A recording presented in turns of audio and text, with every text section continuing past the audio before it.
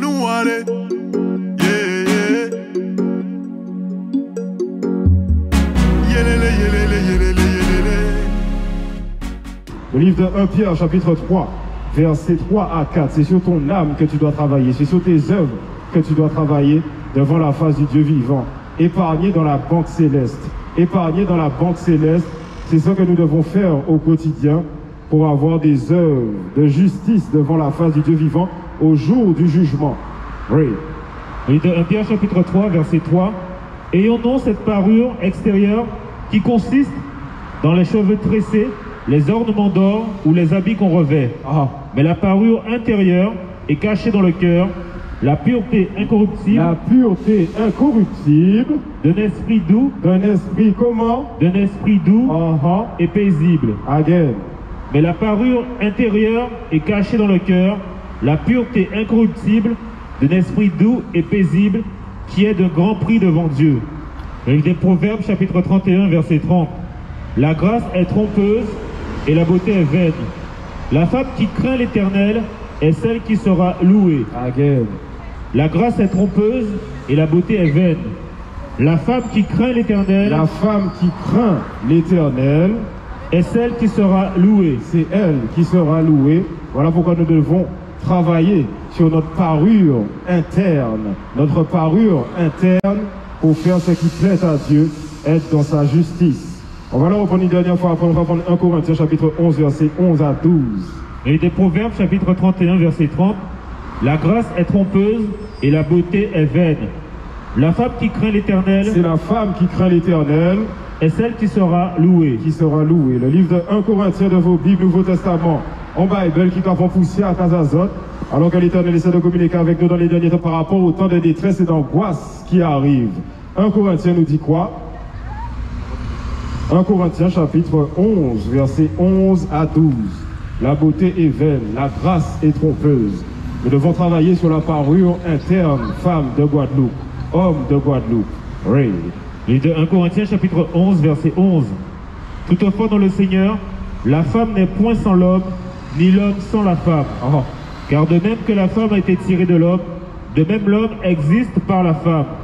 Et tout vient de Dieu. Et tout vient de Dieu. Genèse chapitre 2, verset 18. Nous connaissons la 24. Ok. La parole du Dieu vivant emmène l'humilité, l'intelligence et la sagesse. C'est pour ça qu'il est important de relire les histoires, y compris les psaumes, et ça nous permettrait d'éviter d'avoir à baisser la jupe comme ça.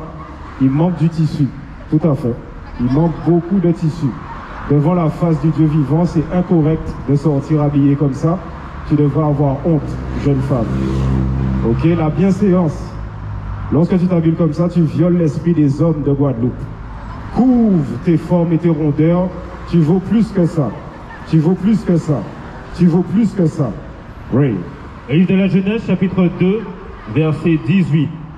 L'Éternel Dieu dit, il n'est pas bon que l'homme soit seul, je lui ferai une aide semblable.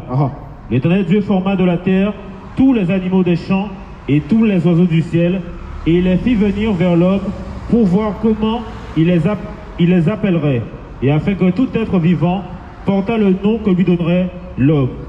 Et l'homme donna des noms à tout le bétail, aux oiseaux du ciel, et à tous les animaux des champs. Mais pour l'homme, il ne trouva point d'aide semblable à lui. Alors l'Éternel Dieu fit tomber un profond sommeil sur l'homme, qui s'endormit. Il prit une de ses côtes et referma la chair à sa place. L'Éternel Dieu forma une femme de la côte. L'Éternel Dieu forma une femme de la côte d'Adam, l'homme, le premier homme qui existait sur terre, qu'il avait prise de l'homme, et il l'amena vers l'homme. Et l'homme dit, voici cette fois celle qui est os de mes os et chair de ma chair. Os de mes os, chair de ma chair. On l'appellera femme. On l'appellera comment? On l'appellera femme. Ok, donc c'est la création de la femme. La femme vient de l'homme et non pas le contraire. Right. Parce qu'elle a été prise de l'homme. Parce qu'elle a été prise de l'homme. Donc les femmes d'aujourd'hui se rebellent contre l'autorité des hommes. Ce n'est pas une bonne chose. Car l'Éternel a établi un ordre sur terre. Et il est important de faire ce rappel dans les derniers temps. Et on sait, si une nation est en train de vriller, c'est-à-dire de nourrir un esprit antichrist, anti-Dieu, quand les femmes ne sont pas dans l'ordre, aussi bien au niveau de leur parure interne que de leur parure externes, aussi bien lorsqu'elles sont en mesure de se comporter de façon vertueuse et vaillante, que lorsqu'elles sont dans l'indépendance et la rébellion. L'indépendance et la rébellion. Ok, 1 Timothée chapitre 3, verset 11. 1 Timothée chapitre... Bien bonsoir. Le livre de 1 Timothée chapitre 3, verset 11, la loi, les règles et les commandements et la foi en Jésus-Christ de Nazareth tel qu'il est écrit. Voici là ce qui va nous sauver dans les derniers temps, Guadeloupéens, Guadeloupéennes. La repentance, la conversion à la bonne nouvelle est également ouverte à nous. Oui.